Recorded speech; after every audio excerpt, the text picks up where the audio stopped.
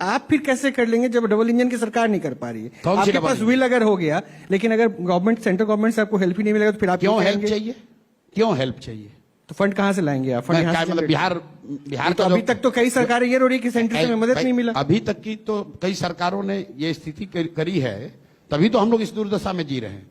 बिहार का जो बजट 3,20,000 करोड़ का है, वो क्या केंद्र सरकार देती है?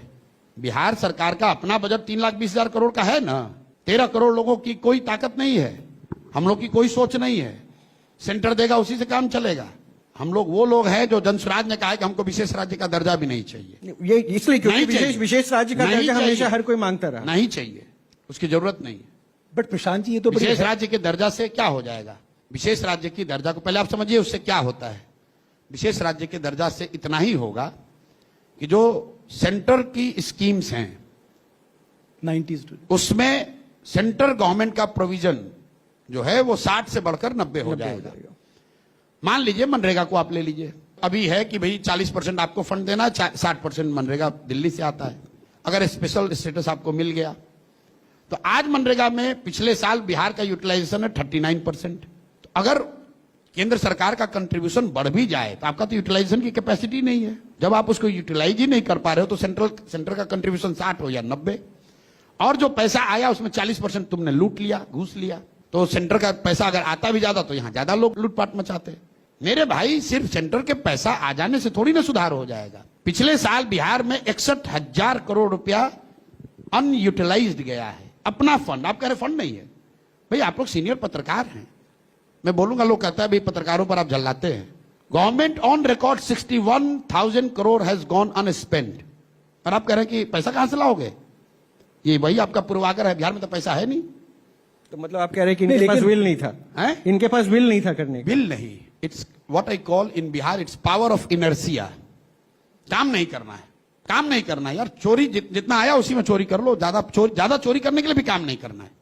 और ये कोई बिहार की स्थिति है ऐसी बात नहीं है। दुनिया भर के जितने डेवलपमेंटल इकोनॉमिक के मॉडल आप देखेंगे, कई राज्य जब इस तरह की गरीबी के कुचक्र में फंस जाते हैं तो लोग जो है उसी में लूटपाट कर रहा है, उसको बढ़ाने का, केक को बड़ा करने का प्रयास ही नहीं है।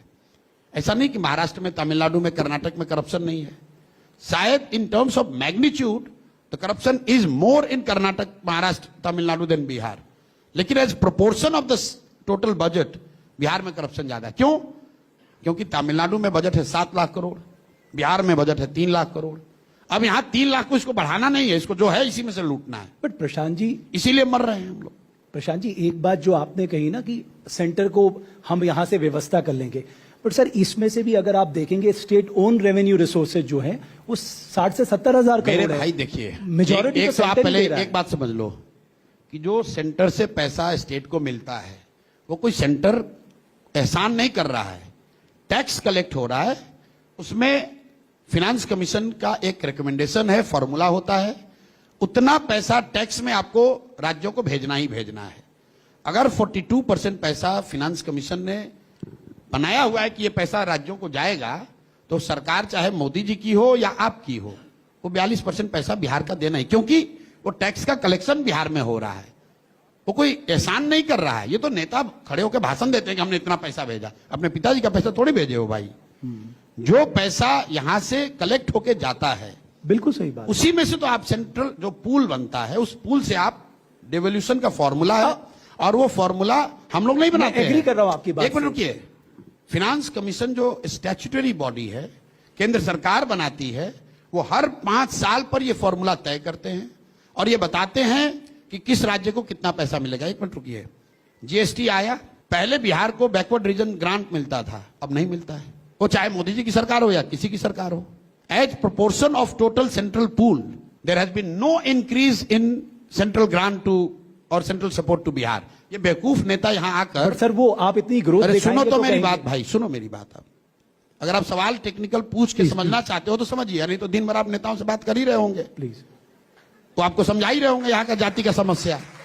मेरे भाई ऐसा है कि as proportion to the central pool Bihar का एलोकेशन 1% भी नहीं बढ़ा है पिछले 10 साल में।